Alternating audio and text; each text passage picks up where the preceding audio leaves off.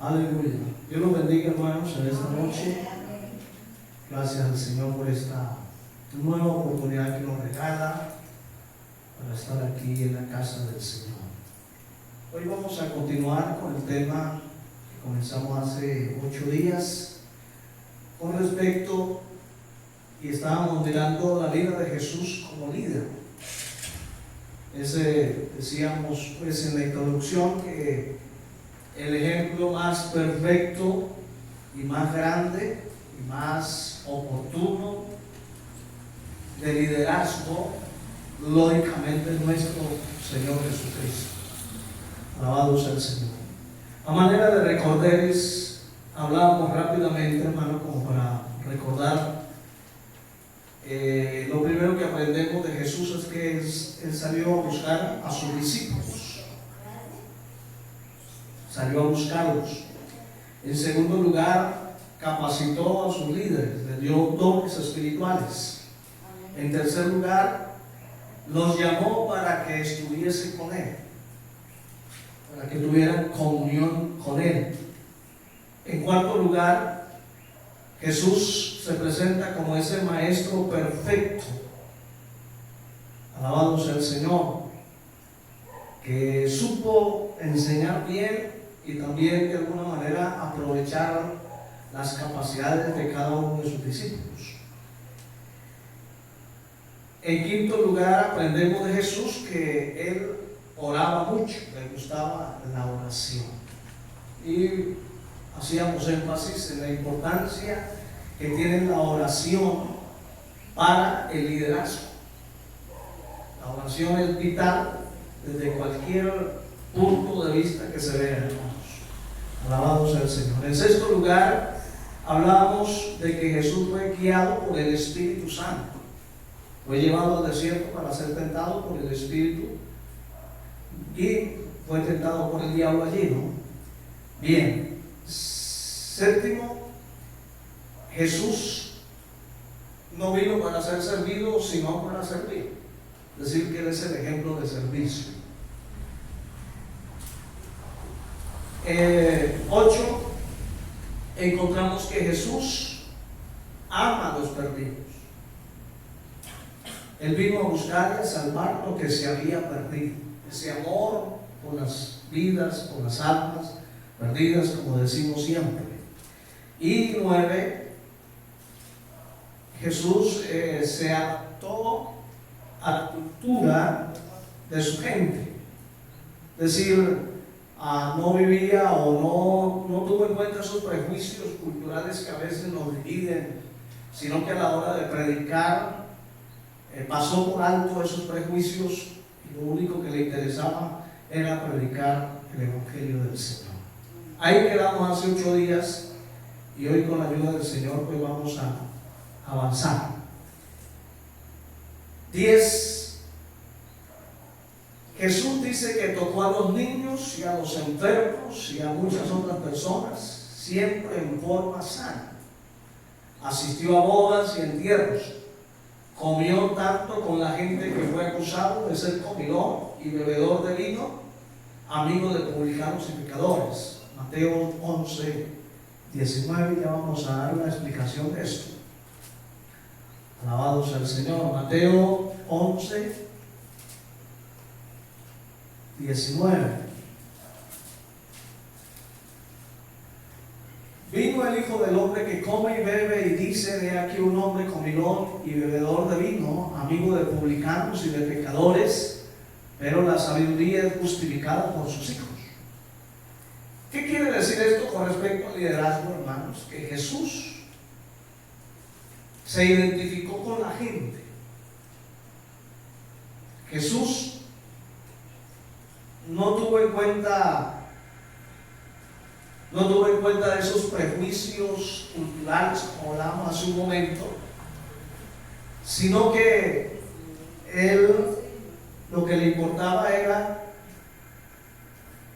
llevarles el mensaje a la gente.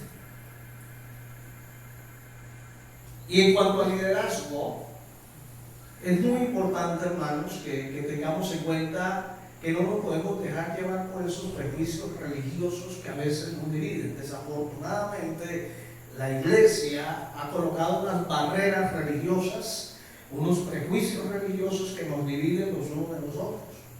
Es como si en la iglesia de hoy hubiera ciertas categorías o ciertos estatus religiosos. Usted va a encontrar siempre en la iglesia que va a haber, estoy hablando de la iglesia en general, que va a haber los que se creen los super santos, los que ya ellos ya lo ganaron todo, ya tienen el cielo ganado, según su manera de pensar. Y para ellos todos los demás no sirven. Todos los demás son mundanos, todos los demás son pecadores, todos los demás van a ir al infierno. Y hasta muchos de ellos se atreven a condenar a aquellos que tal vez no piensan, ni creen, ni viven como ellos viven. Y todos esos prejuicios, a la final del día, usted se da cuenta que lo que hace es dividir a la iglesia. Y el líder debe ser una persona que une en vez de dividir. Aquí vemos a Jesús que tocó a los niños, a los enfermos, inclusive hay un milagro muy sobresaliente en el ministerio de Jesús que se registra en el capítulo 1 de Marcos, y es la sanidad de aquel leproso. Creo que todos conocemos muy bien la historia, pero resulta que los leprosos eran inmundos de acuerdo a la religión, es decir, inmundos eclesiásticamente hablando. Nadie podía tocarlo porque el que lo tocaba quedaba impuro también, ¿sí? Religiosamente hablando, ceremonialmente hablando. Pero usted ve que Jesús le pregunta a aquel leproso: ¿qué quiere que yo haga? Y el leproso dice: quiero ser limpio. Y dice la escritura que Jesús lo tocó. Si el Señor se hubiera detenido y colocado cuidado a esos prejuicios religiosos, ceremoniales, eclesiásticos, pues no hubiera sanado a aquel leproso. Pero el Señor pasó por encima de ello y le tocó, sin importar lo que pensaran los demás, los fariseos, los saduceos, los religiosos de su tiempo. Sin importar ello, lo que le importaba a Jesús era la necesidad de aquel leproso. Entonces yo veo a Jesús aquí rompiendo todos esos prejuicios religiosos que nos separan. Yo veo a Jesús que los rompe, los pasa por alto, los hace pedazos, porque primaba más la necesidad de la gente que sus prejuicios. Alabado sea el Señor. Entonces, ¿qué aprendemos de esto, hermano? Que no podemos nosotros detenernos en esos detalles, en esas arandelas religiosas, sino que lo importante es que la iglesia como tal, aunque está compuesta de diferentes personas, cumplamos el propósito de ser uno en Cristo Jesús. Ese es el propósito, y el liderazgo debe llevar es decir, la esencia del liderazgo es a eso, a llevar a la iglesia que sea uno en Cristo, sin importar sus diferencias, sin importar si es blanco, negro, rico, pobre, alto, bajito, lo que sea, si haya nacido aquí o haya nacido en aquel otro lado. Sin importar eso, lo que debe primar es el deseo de que la iglesia todos seamos uno en Cristo Jesús. Gloria al Señor. Entonces, eso aprendemos de Jesús. Número 11, vamos ya en el 11. Jesús mostró compasión por la gente, hermanos. Alabado sea el Señor. Se encuentra en Mateo 10, donde está la gran comisión, que dice que Jesús se compadecía de la gente. Gloria al Señor. En el 9:36 dice: y al ver las multitudes tuvo compasión de ellas, porque estaban desamparadas y dispersas como ovejas que no tienen pastor. Si hay algo que no podemos perder por ninguna razón, es dejar de sentir compasión por las personas, sin importar quiénes ellas sean. Porque vuelvo y digo, a veces nos dejamos llevar por los prejuicios. A veces miramos a las personas que de acuerdo a mi estatus me conviene estar con ellas. Pero Jesús tuvo compasión de todos, sin importar si era publicano o no lo era, sin importar si era leproso o no lo era, sin importar si era un fariseo o no lo era. Total, porque Jesús tenía compasión de las personas. Y vuelvo y digo, hermano, como líderes debemos mostrar compasión. Y de eso a veces fallamos mucho nosotros como iglesia, porque somos muy ligeros para juzgar, somos muy ligeros para dar un juicio, y en el peor de los casos somos muy ligeros para condenar a una persona, a veces sin entender por qué razón la persona actuó de esa forma, sino que simplemente lo encasillamos y decimos, no, es que eso no debió haber sido así, pero desconocemos la razón y el contexto de las circunstancias que movieron a la persona a actuar de la manera como obró o como procedió. Y entonces dejamos de compadecernos. Y yo quiero aquí hacer énfasis, mis hermanos, creo que hace 8 días hablamos de la parte social de la iglesia. Y no podemos nosotros de ninguna manera dejar que las circunstancias de la vida nos desenfoque de poder ayudar a aquel que lo necesita. Y lógicamente para yo poder, o como iglesia, para poder ayudar al que lo necesita, debemos sentir compasión de ellos. Bendito sea el Señor. Hay una parábola muy conocida que es la del buen samaritano. Aquel hombre malherido estaba tirado a la orilla del camino y pasó un sacerdote, pasó de largo, pasó un levita y pasó de largo, pero pasó un samaritano. Y recuerde que el samaritano culturalmente no se trataban con los judíos, es decir, había una barrera cultural y religiosa que los separaba, entre ellos no había amistad, pero a aquel samaritano no le importó que fuese judío, lo que le interesó, dice la escritura, que fue movido a misericordia, es decir, sintió compasión de aquel mal herido y le brindó toda la ayuda que usted lo lee en las escrituras. Entonces, la compasión nos lleva a no mirar los prejuicios que existan, sino a mirar la necesidad de la gente. Y esto no podemos nosotros, vuelvo y digo, dejar que esto se vaya vamos a decir, apagando en nuestros corazones. Siempre debe existir la compasión hacia las personas necesitadas. ¿Cuántos decimos amén, hermanos? Amén. Creo, hermano, que el día que la iglesia deje de ser sensible, ese día se acabó la iglesia. Porque es que la naturaleza de la iglesia es la misericordia, la compasión.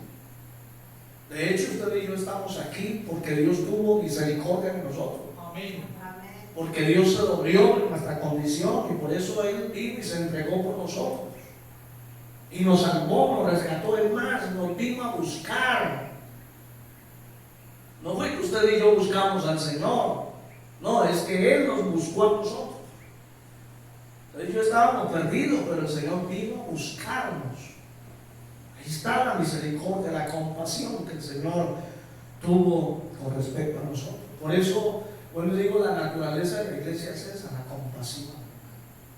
No nos podemos conformar con los 10 o 20 o 30, 40, 50 que hayan en una iglesia. No, se tiene que ver el anhelo y el deseo que otros vengan. Pero para que otros vengan tenemos que sentir compasión y salir a buscar. Y no cerrar la puerta a aquel que viene necesitado de Dios. Porque ese es el problema, hermano, que a veces la iglesia, sin querer queriendo, a veces por ciertos dogmas y por cierta normatividad interna de la iglesia, le cerraron la puerta a determinadas personas que a lo mejor el Señor quiere traer en la iglesia. No nos interesa en qué condición venga la gente, hermano, porque aquí predicamos a Jesús, que es capaz de transformar a cualquiera, sin importar la condición en la que se encuentre. Entonces, ¿por qué no dejarle ese trabajo al Señor? Hagamos lo que nos corresponde a nosotros, que es predicar, es enseñar con amor, con compasión, con consideración, y ya la obra de transformación la hace el Señor a través de su Espíritu Santo. Pero el problema de nosotros, la iglesia, y aquí nos tenemos que incluir los líderes, es que queremos cambiar a la gente. Queremos que una persona en cuestión de 8 días ya deje de ser un vil pecador y se convierta en un santo con alas. Y eso es imposible, hermano. Si nosotros que llevamos un montón de años todavía no tenemos alas, hermano, mucho menos alguien que apenas comienza este camino. Entonces eso es un trabajo que uno tiene que entender que lo hace el Señor. Y lógicamente, a través de nosotros, pues el Señor también nos va usando para que esas personas vayan cambiando. Pero no con la imposición, sino con el amor, con la compasión y la misericordia. Alabado sea el Señor para siempre. ¿Cuántas personas conocí yo que no volvieron a la iglesia simplemente porque llegaron a la puerta del templo y el que estaba allí parado le echó una mirada de arriba abajo? Y como no venía la muchachita o la señora vestida como él pensaba que debía venir vestida, entonces las hizo sentir mal. Y esa gente nunca más volvió a una iglesia. Alabado sea el Señor. Entonces, lo que usted y yo como líderes debemos tener en cuenta es que el Señor es el que hace la obra. Aquí no estamos para cambiar a nadie. Deje que la persona venga como quiera venir.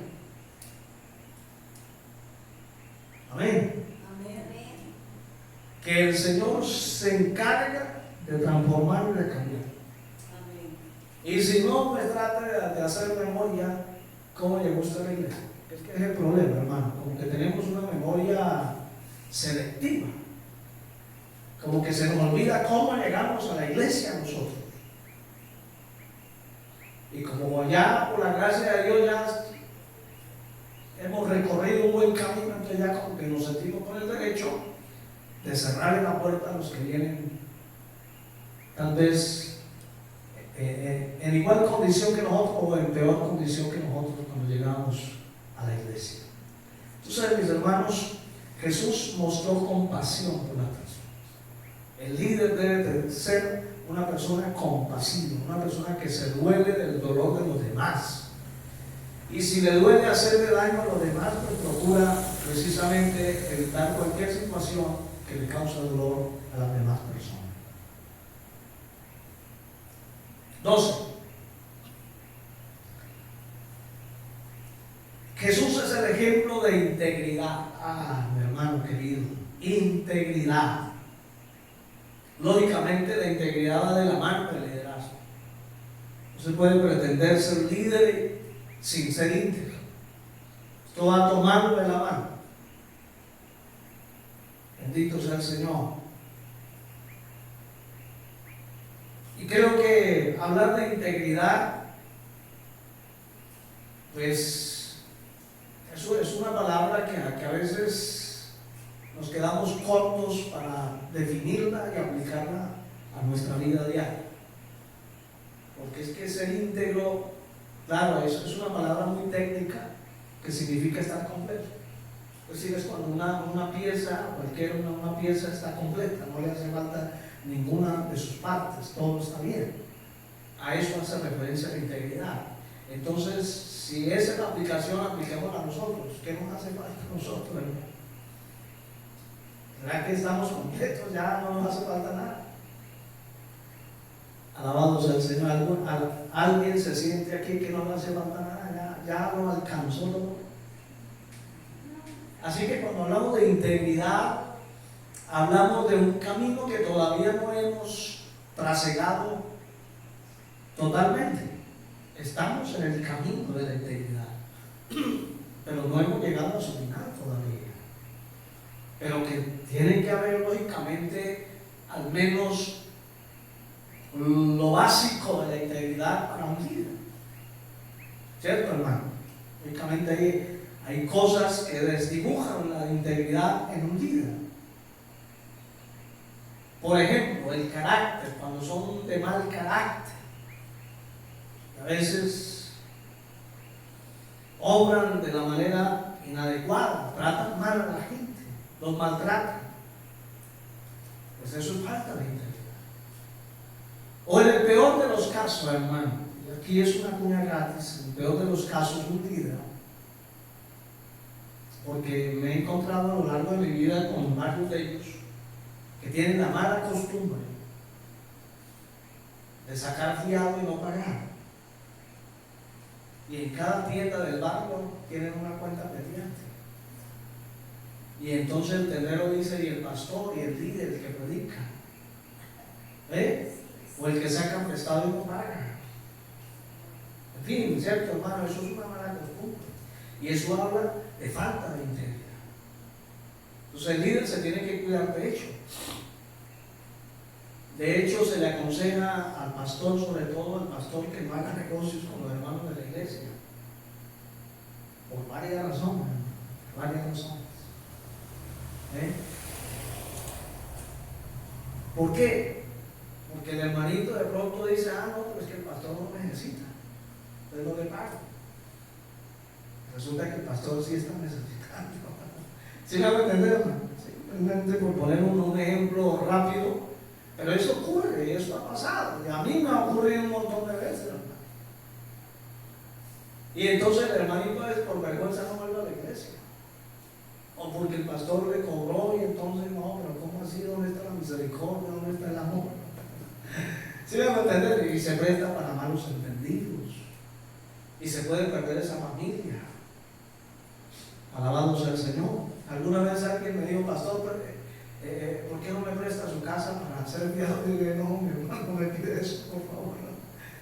Prefiero vivir, prefiero tenerlo aquí en la iglesia y no perderlo. Y que luego yo pierda mi casa. Porque eso suele pasar, hermano. ¿Sí me van a entender? Entonces la falta de integridad hoy golpea mucho en el liderazgo. Sí, hay mucho líder y hay muy buen líder. Hay gente que tiene capacidades enormes. Hay oradores excelentes que uno queda con la boca abierta, cómo hablan, cómo disertan, cómo llevan un tema tremendo. Pero falta la integridad. Entonces yo creo que el valor más ¿cómo llamamos eso, hermano? Más preciado que tiene un líder se llama la integridad. Porque aunque no hable mucho, aunque tal vez no sea un orador por excelente, pero si es íntegro, es un ejemplo a seguir. Y lo que finalmente la gente quiere es ver un ejemplo. ¿Ven? La gente siempre ve en su líder su ejemplo. Y de forma natural quieren ser como su líder. Entonces, si el líder carece de integridad, mi hermano querido, ¿cómo serán sus discípulos entonces? Jesús es el ejemplo de integridad. Usted nunca ve a Jesús haciendo cosas que faltan a la integridad. Todo lo contrario. Bendito sea el Señor. 13. Jesús se rodeó de algunos amigos íntimos. Esto habla de su vida social de Jesús. En Juan capítulo 13, usted va a encontrar allí, en ese sermón, antes de morir,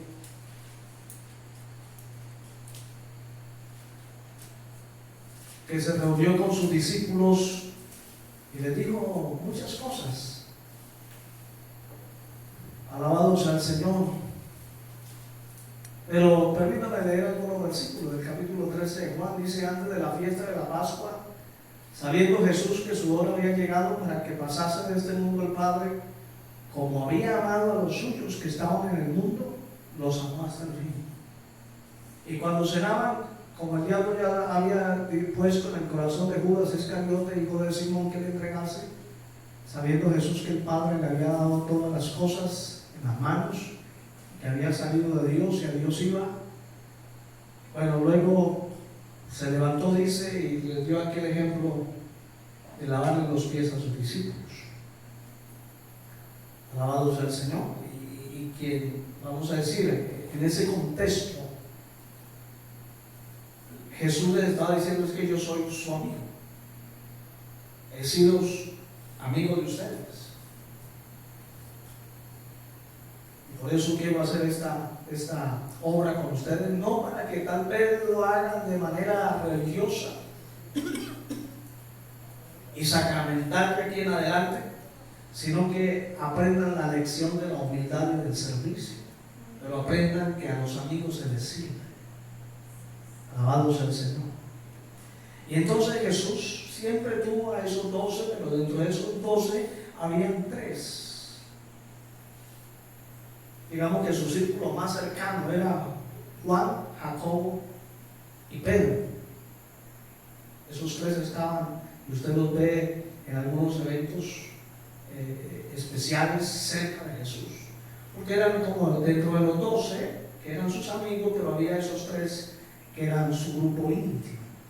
¿Qué nos lleva a aprender esto, hermanos? Si bien es cierto, hoy en día es muy difícil encontrar de verdad amigos como tal, ese criterio de amistad se ha venido perdiendo con el paso del tiempo, y es muy fácil, hermano, hoy ser traicionado por el que uno pensaba que era su gran amigo. Hoy fácilmente lo venden. Se venden a las personas, los amigos lo traicionan, nos venden por cualquier cosa. Alabados al Señor. Entonces se hace como a veces muy difícil contar con amigos. Pero el líder debe rodearse de buenos amigos.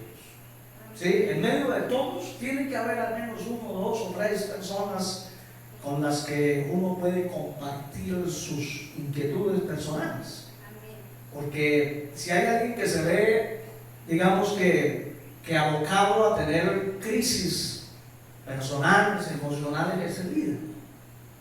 Debido a la tarea que desarrolla, debido a las expectativas trazadas y ver que de pronto no logran los resultados esperados, eso lleva de forma natural a la frustración, y el líder se puede sentir que está perdiendo el tiempo, que, en fin, un montón de situaciones se le pueden estar presentando al líder. Y si no tiene con quién descargar eso, si no tiene con quién compartir, pues va a ser mucho más difícil el choque ahí entre la impotencia y la realidad que está enfrentando. Entonces siempre se va a requerir y se necesita que el líder tenga buenos amigos. Ahora, preguntémonos en esta noche, ¿cuáles son esos amigos en los que yo puedo confiar? Vuelvo y digo, no es fácil, la verdad. A lo largo de mi vida como pastor, como ministro, ha sido difícil, ¿no? Porque, vuelvo y digo, es muy fácil que un compañero o que uno aparente amigo lo venda a uno, lo traiciona. Pero en medio de todo eso tiene que haber alguien en quien confiar, en quien podamos compartir. Y yo estoy más que seguro que siempre Dios va a poner a alguien a nuestro lado.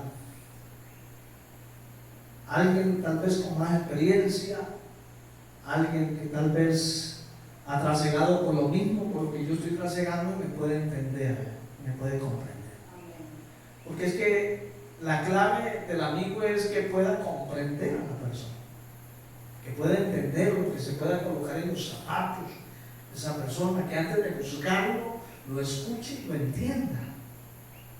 Amén, hermano. Y que luego no vaya a salir a vociferar lo que tal vez aquel compañero le comentó de manera íntima y privada. Porque vuelvo y digo, es que de eso se carece hoy, de confidencialidad, de confianza. Se ha perdido la confianza hoy. Pero Jesús siempre tuvo esos amigos y siempre compartió con ellos. Y fue a ellos a quien les dijo ya casi en su última hora: estoy triste hasta la muerte. ¿Sí? Aleluya. Y de esos tres íntimos, solo uno quedó al lado de la cruz. Solo uno, ¿no? Juan. Así que estas son realidades que nos pueden pasar a nosotros, pero no porque nos sucede nos vamos a echar a morir y ya decir que ya no, esto hay que, la vida hay que continuarla. Y en el camino siempre Dios va a colocar a las personas que nos van a apoyar, que nos van a ayudar, que nos van a orientar, que nos van a alentar en el momento en que yo lo necesito. Siempre Dios nos va a provisionar de ese tipo de personas. ¿Me hago entender, hermanos? Alabado sea el Señor. Bien, 15. Jesús sabía preparar líderes y trabajar en equipo con ellos. Si hay algo que hoy le dificulta a la gente es aprender a trabajar en equipo. 14 o 15. Vamos del 14, bueno. Bien, 14. Que sabía preparar líderes y trabajar en equipo con ellos. Porque una cosa es preparar los líderes, pero otra cosa muy distinta es a que esos líderes trabajen en equipo. Y hoy está esta tarea muy complicada por una razón, y es que cada quien quiere sacar réditos personales del trabajo. Hoy, hermano, yo he estado meditando en estos últimos meses por qué la iglesia está tan disgregada. Y es precisamente por esta razón, porque cada quien quiere sacar provecho personal, cada quien quiere figurar, cada quien quiere ser cabeza, cada quien quiere ser un líder visible. Y entonces, si está aquí, pero ya ve que aquí como que ya no brilla mucho, entonces se abre y busca la forma de cómo brillar. Por eso es que hoy hay tantas iglesias por todos lados. Ahora, no estoy diciendo que sea malo, o yo no sé si será malo en el mundo que haya tantas iglesias, porque el problema es que surgen líderes y pastores, pero a veces sin tener quién de referencia de ellos. ¿Quién los apadrina? ¿Quiénes son sus tutores? ¿Quiénes son sus mentores? ¿Ven? Alabado sea el Señor. Ese es un problema mayúsculo, hermano, que hoy se presenta en la iglesia de hoy. Porque ya la persona al año de estar en la iglesia ya cree que tiene potencial para ser un predicador y un pastor. Como si eso fuera simplemente meter el pan al horno y ya a los 10 minutos ya está el pan. No, mi hermano querido, esto toma tiempo. Dios se tomó tiempo en preparar a sus líderes. Mire, 3 años y medio dedicados 24/7 para preparar a 12. Que luego de él partir para estar ya con su padre, estos 12 siguieron la tarea, y claro, de manera muy efectiva. Pero ¿cuánto tiempo le costó? 3 años y medio. Dedicado día y noche, 24/7.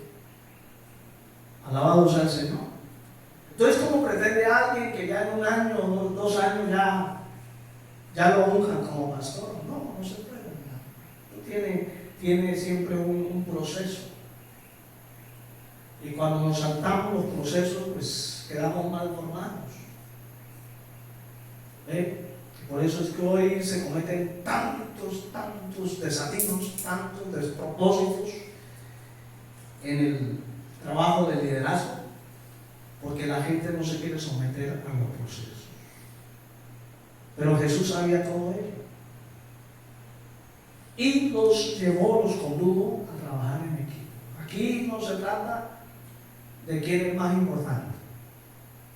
Y entonces en algún momento hubo una situación entre los discípulos y estaban aquí en la discusión, y cuando el Señor se vaya, ¿quién va a tomar la cabeza? Y era la preocupación de Pedro y de Juan y de otros allí.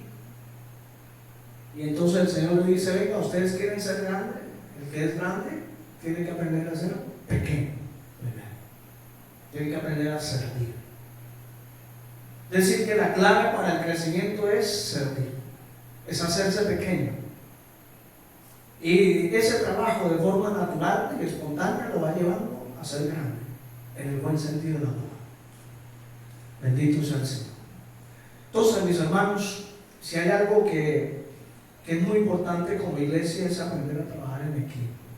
Todos tirando para el mismo lado, para la misma dirección. No cada quien tirando para su propio lado, y es que a mí no me parece, es que no estoy de acuerdo, y aquí, y allá, y lo otro. Así no funciona un equipo, así no funciona una iglesia tampoco. Por eso tiene que haber una visión clara, un derrotero a dónde querés llegar. Y el líder con su equipo camina hacia allá. Amén, hermanos. Amén. Alabado sea el Señor. Hay muchas iglesias, como dicen coloquialmente por ahí en el liderazgo, hay mucho cacique y poco indio. Porque todos quieren ser caciques en la iglesia. Y eso es un problema grande. Donde todos quieren mandar, donde todos quieren que se tenga en cuenta su punto de vista, y si por alguna razón no se le tiene en cuenta, se ponen bravos, se van, revolotean, zapatean. Y en el peor de los casos no vuelven a la iglesia. Aquí no se trata de eso. Aquí no hay vamos a decir, el enfoque de la iglesia no es mirar quién brilla más que el otro. No, aquí el que debe brillar se llama Cristo. Amén. Amén, hermano. Lo que nos debe interesar como iglesia es que Jesús sea anunciado, sea predicado, y que la gente conozca a Cristo. Eso es lo que nos debe interesar. Y que como iglesia cumplamos el propósito de llegar a ser uno en Cristo Jesús, que ese será el final del tema de hoy. Alabado sea el Señor. Vamos en el 15 ahora sí. Bien. A Jesús lo encontramos trabajando, hermano. Fue un trabajador incansable. Bien, vamos a Marcos 6:32. ¿Usted quiere ver a Jesús trabajando? Leas el Evangelio de Marcos. Marcos capítulo 6, versículo 32, mire lo que dice.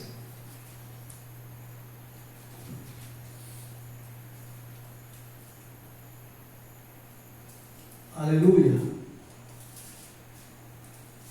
Del 32 en adelante dice: y se fueron solos en una barca a un lugar desierto, pero muchos los vieron ir y le reconocieron, y muchos fueron allá a pie de las ciudades y llegaron antes que ellos y se juntaron a él. Y salió Jesús y vio una gran multitud y tuvo compasión de ellos, porque eran como ovejas que no tenían pastor, y comenzó a enseñarles muchas cosas. Cuando ya era muy avanzada la hora, sus discípulos se acercaron a él diciendo: el lugar es desierto y la hora muy avanzada. Bueno, ya habla de que los iba a despedir y allí hace aquel milagro. Pero, a ver, permítame encontrar lo que quiero del 32 en adelante. Bueno, luego sigue que todo el día predicando, luego la noche bien avanzada, luego el milagro. Verso 41 dice: entonces tomó los 5 panes y los 2 peces, y levantando los ojos al cielo, bendijo y los partió, y partió los panes y dio a sus discípulos para que los pusiesen delante, y los repartió a los 2 peces entre todos. comieron todo y se saciaron. Y recogieron de los pedazos 12 cestas llenas, y de lo que les sobró de los peces, y los que comieron eran 5,000 hombres. Alabado sea el Señor. Mire el 45, dice: enseguida hizo a sus discípulos entrar en la barca e ir delante de él a Betsaida, a la otra ribera, entre tanto que él despedía a la multitud. ¿Usted se da cuenta, hermano, la manera como el Señor trabaja? Y después que los hubo despedidos, se fue al monte a orar. Después de un día de una larga faena, hermano, tarde de la noche se va a orar. Y al venir la noche, la barca estaba en medio del mar, bueno, en fin, etcétera, etcétera, etcétera. Y sigue la historia. Lo que quiero resaltar es que Jesús fue un incansable trabajador. Nada sucede si no se trabaja, hermanos. Las cosas no suceden por arte de magia. Amén. Las cosas no suceden simplemente por hablar bonito o por tener una buena visión. ¿De qué nos sirve tener una buena visión, una buena estrategia si no la ponemos en práctica? Mire, estas grandes iglesias que han crecido tanto es porque se han enfocado en una visión y porque han enseñado a sus líderes, y a su vez esos líderes a sus líderes y a sus líderes a enfocarse en la visión. Es decir, hermano, que en otras palabras, si una iglesia quiere crecer, tiene que aprender a trabajar. ¿Sí? Cada quien puede trabajar, cada quien puede poner un granito de arena en el llevar a cabo la misión de la iglesia. Pero el problema es que a veces pensamos que solamente la responsabilidad recae en el liderazgo de la cabeza, en el pastorado como tal, y que son ellos los encargados del trabajo solamente. No. Cuando uno ve a Jesús, a los 12 los puso a trabajar a todos. Allí no había nadie, ni siquiera él que era la cabeza, él trabajaba también. Pero todos trabajaban. Entonces, cuando la iglesia entiende que todos podemos aportar un granito de arena al trabajo, pues la cosa es mucho más fácil. ¿Sí? Y le voy a poner este ejemplo, hermano. Es más fácil, por decir algo, que 5 hagan una tarea a que uno tenga que hacer la tarea de los 5. ¿Es así o no es así, hermano? ¿Qué pasaría si uno tiene que hacer la tarea de 5? Va a haber mayor desgaste, va a haber mayor tiempo y pues lógicamente mayor inversión. Pero si los 5 van a hacer el trabajo, pues va a ser mucho más fácil, más ligero, menos inversión, menos desgaste. ¿Me hago entender, hermano? Esto es como cuando alguien necesita mover un peso bien grande y lo tiene que hacer solo. Tiene que maniobrarse de alguna forma, una palanca, pero él solo pues se va a desgastar y va a tomarse mucho tiempo. Pero si corre con la bendición de tener a 3 o 4 que le ayuden, pues van a hacer eso mucho más rápido. Y va a haber menos desgaste, menos cansancio. Entonces, miren lo importante de entender que todos estamos llamados a trabajar. Usted puede trabajar allá, donde usted vive, en su entorno, con sus vecinos, en su propia casa, en su propia familia. Puede hacer el trabajo. Vamos a tener esta actividad estos 2 días, sábado y domingo. Este es el momento para precisamente aplicar esta palabra. Vamos a trabajar. Vamos a traer un amigo, al vecino, a que escuche palabra de Dios, a mis hijos, a mi familia, qué sé yo, hermano. Pero vamos a trabajar. Si no trabajamos, no vamos a ver resultados. No vamos a ver que esto avance. Vamos a ver siempre lo mismo por las mismas. Pero si trabajamos, vamos a ver otra dimensión y vamos a ver resultados. Alabado sea el Señor. Usted ve a Jesús caminando por todas las aldeas, por las ciudades, por los pueblos predicando.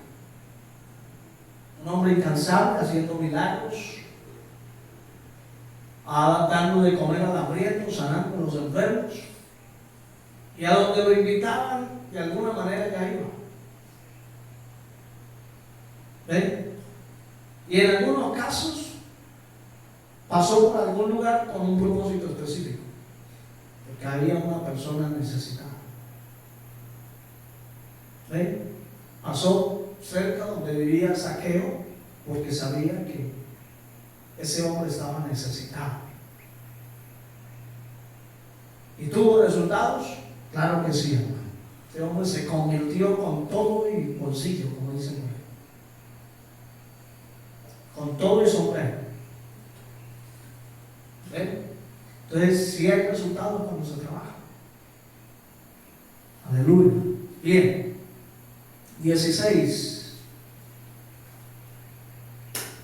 Alabado sea el Señor.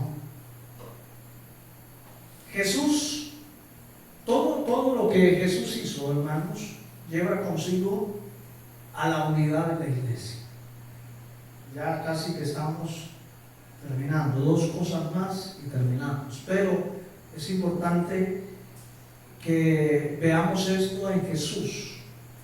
San Juan 17. Puede usted leer todo el capítulo luego, pero permítame leer unos versículos.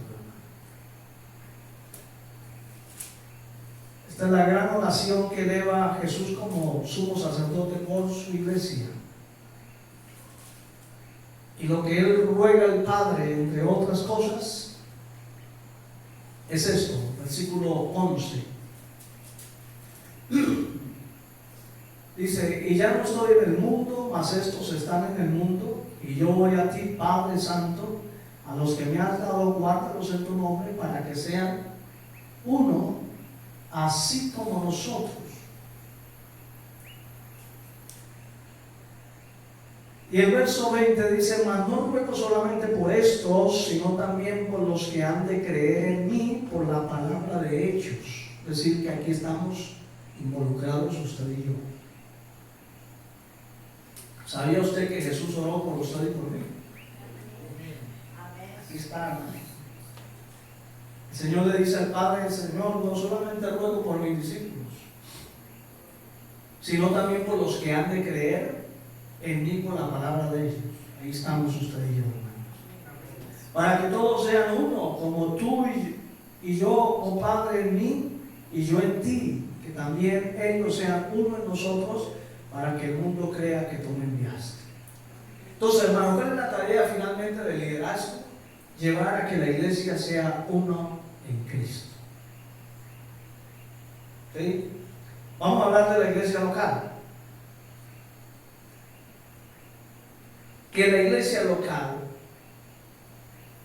vivamos en esa unidad en Cristo Jesús.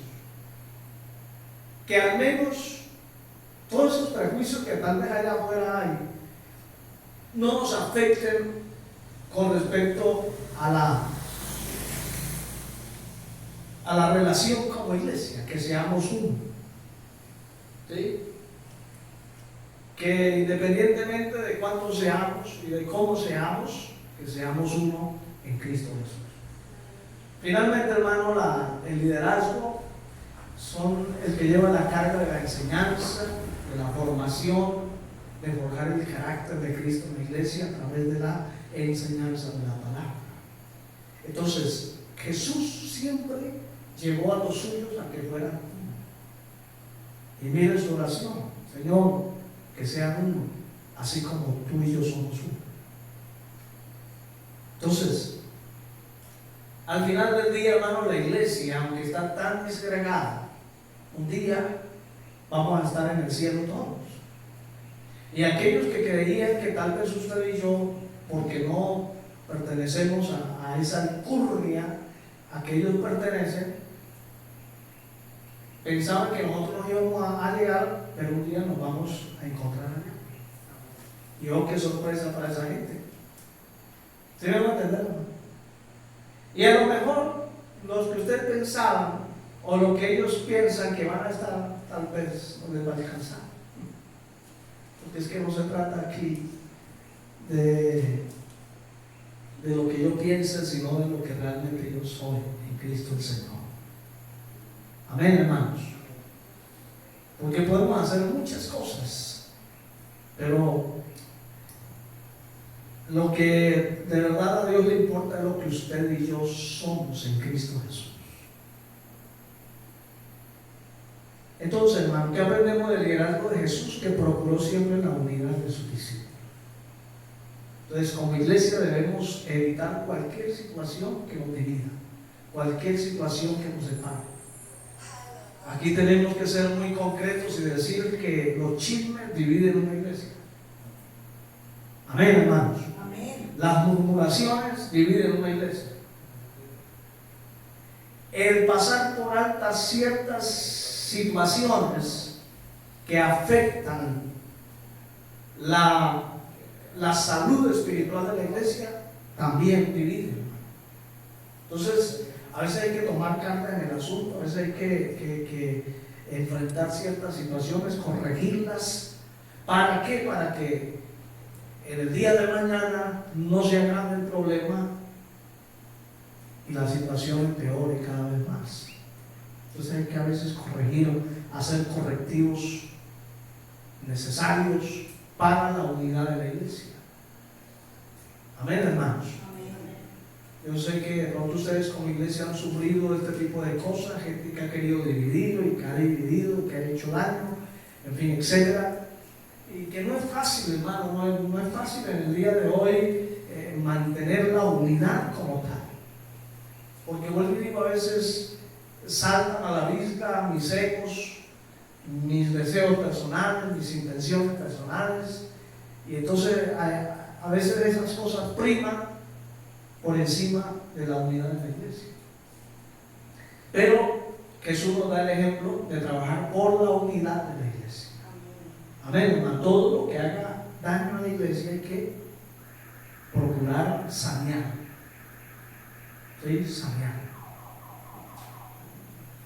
Sin entrar en esos escenarios comprometedores, como los chismes, como las mentiras, los engaños.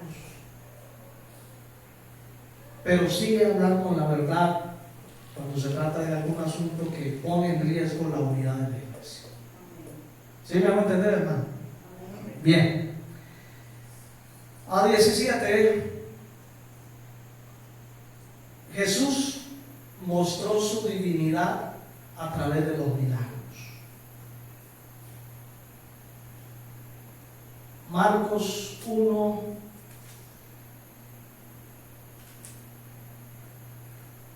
...25... está hablando de aquel espíritu inmundo. El verso 25 dice: pero Jesús le reprendió diciendo: cállate y sal de él. Y luego del verso 32 dice: cuando llegó la noche, luego que el sol se puso, le trajeron todos los que tenían enfermedades y a los endemoniados. Y toda la ciudad se agolpó a la puerta y sanó a muchos que estaban enfermos de diversas enfermedades, y echó fuera muchos demonios. No dejaban hablar a los demonios, y no dejaba hablar a los demonios, escúchelo bien, porque le conocían. Con esto Jesús estaba demostrando que él era Dios. Claro, dentro de su plan salvador y redentor, pues estaba mostrando ese lado salvífico. Estaba salvando a los enfermos de sus enfermedades, estaba salvando a los oprimidos de sus opresiones. ¿Ven? A los endemoniados los hizo libres, y eso tiene que ver con su perfil salvador, redentor. Entonces, ¿qué resaltamos de esto, hermano? Que aunque Jesús lógicamente era Dios y es inigualable, pero Jesús nos dotó a nosotros y nos dio autoridad.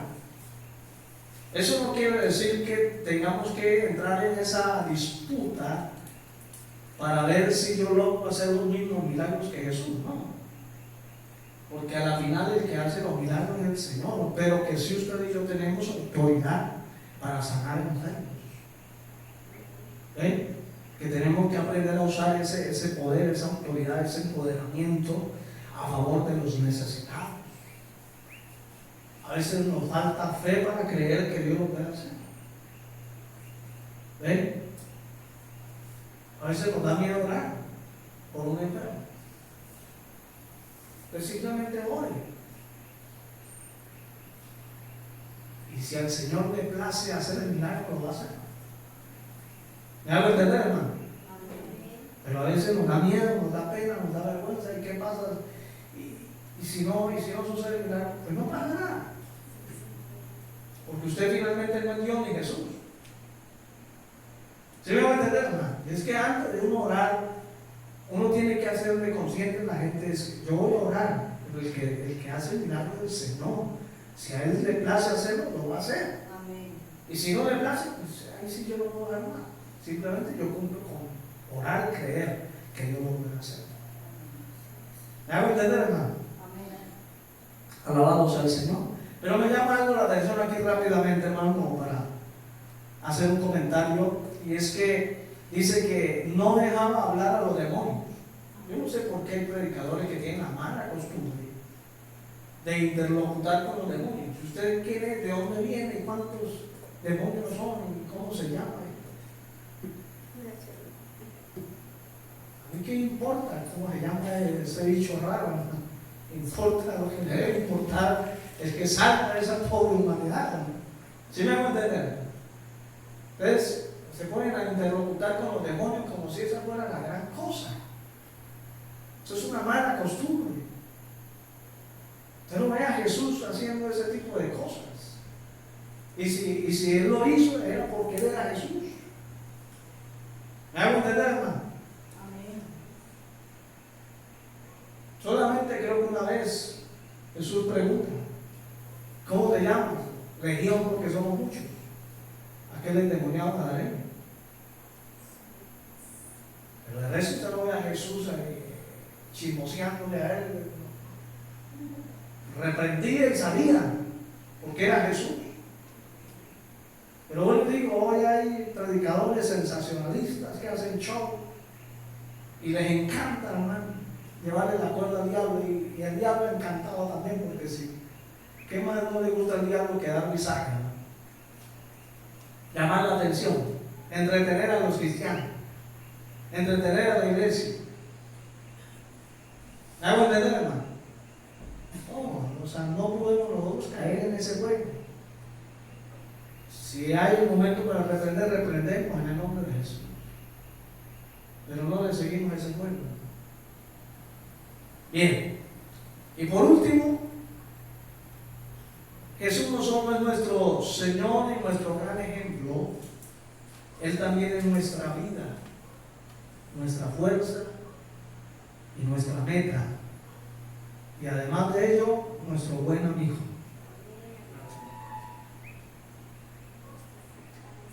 No solamente es nuestro ejemplo a seguir como líder, sino que Él es nuestra vida. Entonces yo vivimos por Él y para Él. Amén. Amén. No podemos vivir sin Jesús. Pero Él es nuestra fortaleza también. Pablo lo identificó como el blanco, como la meta. Él es nuestro blanco, Él es nuestra meta también. Y también nuestro buen amigo. Él sí que es un buen amigo, hermanos. ¿Y sabe una cosa? Es un amigo incondicional. Que sin importar que usted y yo muchas veces le hemos fallado, que sin importar que muchas veces usted y yo lo hemos traicionado, y en algunos, en el peor escenario, lo han vendido como uvas, sin embargo el Señor ha estado ahí siempre, para extendernos la mano y para decirnos: aquí estoy, ven a te ayudo. Amén. Él es nuestro buen amigo. no es por demás a veces que podamos derramar nuestra alma delante del Señor. Yo creo que el mejor momento que puede pasar para el buen cristiano es cuando puede llorar a los pies del Señor Jesús. Derramar su alma y decirle: Señor, aquí estoy, tú me conoces. Sabes mis debilidades, sabes en qué punto estoy, pero yo necesito de ti. Necesito de tu ayuda siempre. Y Él, cuán buen amigo que es, nos levanta, nos extiende su mano, nos coloca su hombro para que lloremos allí, nos enjuga nuestras lágrimas. Y sabe una cosa más, hermano, nos acompaña en este largo camino, nunca nos ha dejado. Aleluya. Esa es la bendición tal vez más grande que tenemos de Dios. No solamente que el Señor nos ha dado su Espíritu, lógicamente, todo ello es una gran bendición, pero el saber que Dios nunca nos ha dejado. Aun cuando usted y yo hemos pensado que estamos solos. Yo sé que en algún momento del camino de la vida usted y yo hemos pensado que Dios nos ha abandonado. Hemos sentido como que Dios está a kilómetros y bien lejos de nosotros y como que nuestras oraciones no llegan al cielo. Y lo hemos sentido de esa manera. Pero hoy terminamos diciendo que Él es nuestro buen amigo. Y Él siempre ha estado con nosotros. Aún en la noche más oscura, Dios ha estado con nosotros. Que el Señor nos bendiga en esta noche, hermanos. Que podamos echar mano de esta palabra y hacerla muy nuestra. Póngase de pie, hermanos, y vamos al Señor.